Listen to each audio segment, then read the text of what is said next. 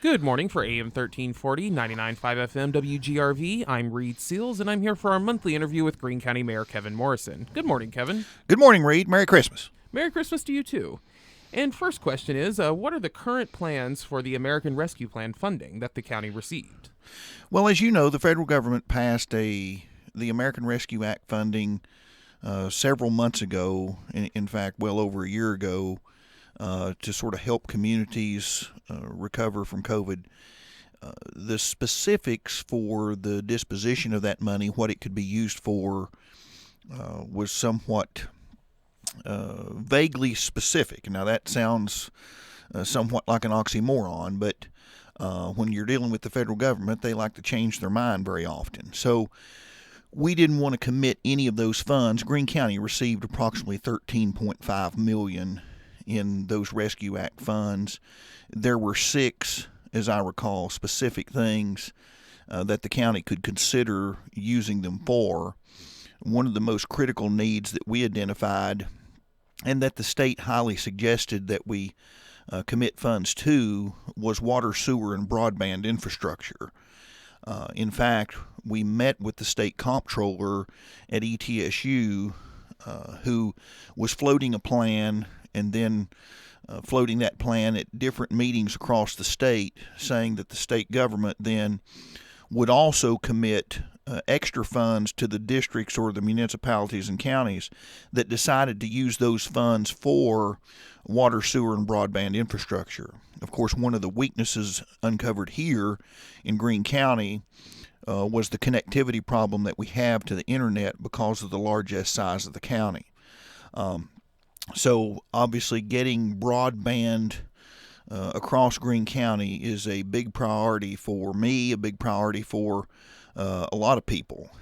So we committed, taking the state suggestions, we committed at least to a plan, developed a plan that we have already submitted, as a matter of fact, that we will commit a significant portion of those $13.5 million that we already have received toward water, sewer, and broadband infrastructure. Under the disposition, those funds would be administered. We went to or approached the 1st Tennessee Development District to disperse or oversee and account for those funds so that we didn't make any mistakes in terms of accountability and have to pay that money back for using it for a purpose that it was not intended for. So there's sort of an extra layer of accountability there with the 1st Tennessee Development District in collecting all the receipts and dealing with the different utility districts. But things were sort of put on hold in an email that we got. We still have the plan to do that, but we're essentially waiting on the state for more clearer guidance as to how they're highly suggesting that we use this money. So they're somewhat ambivalent or indecisive at the moment.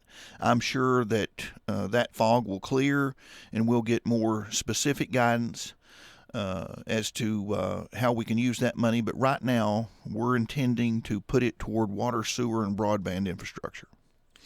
And what changes did the amended redistricting plan actually make?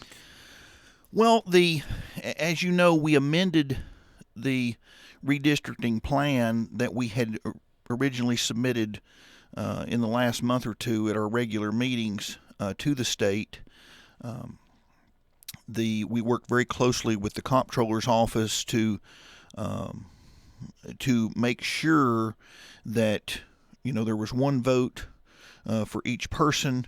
So everybody's vote counts. The big thing was that over the course of the last 8 to 10 years, as the municipalities had annexed different areas, then those areas were not incorporated into the redistricting plan until just recently.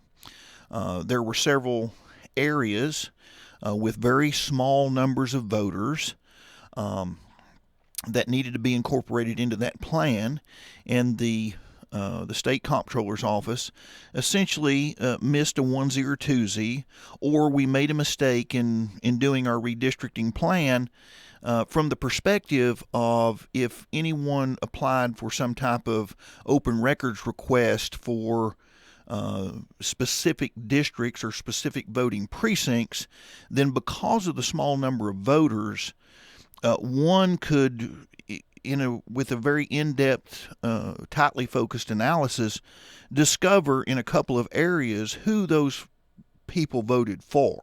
And of course, everybody's, your vote is a very personal, very private thing. We want to protect the integrity of the election. We think that Greene County has done a very good job of that. Historically, the integrity of our voting here has never been in question. We took steps, very strong measures prior to the presidential election in 2020.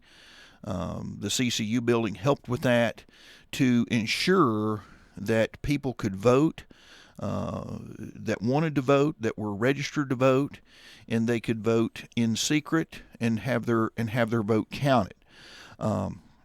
So the redistricting plan basically made very, very small changes based on sort of a first draft that the comptroller's office had made, so that votes were not discoverable, if you will, on anybody that would look at a district or precinct specific map. And if someone wants to apply to fill one of the open commissioner spots, what is the process to do so? We declared a couple of vacancies in the county commission, one in the 3rd district and one in the 7th district, excuse me. And the way that would work, Reid, is anyone that's interested, that a citizen that lives in that district that would like to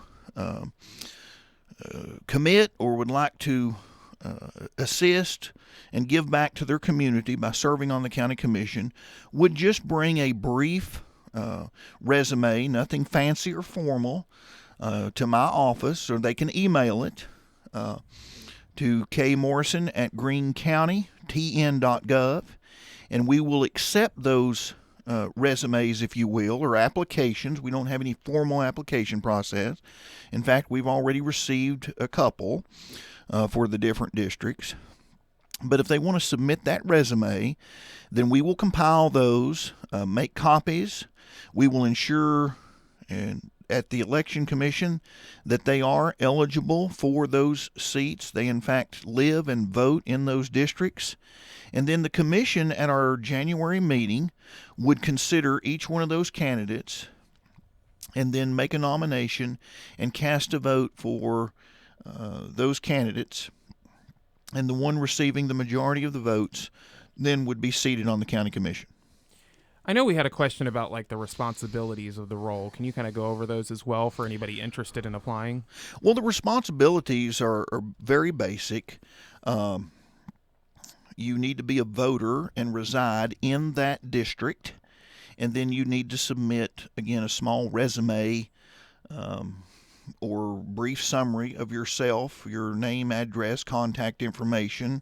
It would be very helpful, I think, to the commissioners considering your candidacy as to, why you want to be on the commission, and what motivated you to apply, and how that you feel that you can help, and what you can bring to the table, so to speak. But the qualifications are very, very basic. There's no education qualifications. I think you do have to be a high school graduate, that sort of thing. And the election commission can help out with that. If anybody has any specific questions, they can contact the election commission. But the main thing is that they reside and vote in the district they're seeking to represent. And can you give us an update on the old Takoma Hospital building? Well, we have begun in earnest to prepare ourselves for the move to Takoma Hospital. We have an architect that we're working with to repurpose in a lot of ways for our use, particularly on the 3rd floor. We're getting started on the 3rd floor to move the sheriff's department, their administration, their detectives, their evidence collection and whatnot over to the 3rd floor. We've had a couple of meetings with the architect and with some engineers. Simultaneously, we're working to get rid of the high-pressure boilers that were required there when the facility was a hospital. Those boilers require some special training and special monitoring. permits and the like, and we would like to get away from that rather sort of cumbersome, inefficient system. That system is aged as well, and go to a more efficient, conventional HVAC concept like we have today. So we're working on that simultaneously while developing plans at least to repurpose the third floor for the move for the Sheriff's Department. And then we will move down to the first floor to move the landed offices over there, and then later the administration type things to the second floor. The fourth floor remains committed to the Strong Futures program that Ballard maintains. We were just over there the other day and took a tour of that facility. They're doing great things over there for some needed services here in our community, and we want to protect the integrity of the patients or clients there, as well as the staff, while at the same time repurposing and redeveloping it for our use. So we were looking at different ways to reconfigure the building, essentially to keep those two activities separate. But we're progressing along very nicely. I've charged the county's chaplain with putting back the chapel that's actually inside the hospital. It stands now as an empty room, but Danny Ricker is working on that. And when we get done the completed project, we want to honor the legacy that Tacoma was founded on. Its very rich history and tradition in service to the community, and now it continues that service to the community as a government office complex. So we want to make something that people can really be proud of, and we think we're well on our way. I want to thank Greene County Mayor Kevin Morrison for joining us this morning, and I hope you have a Merry Christmas, Kevin. Merry Christmas, Reid. Merry Christmas to everybody listening. This is Reid Seals for AM 1340, 99.5 FM, WGRV.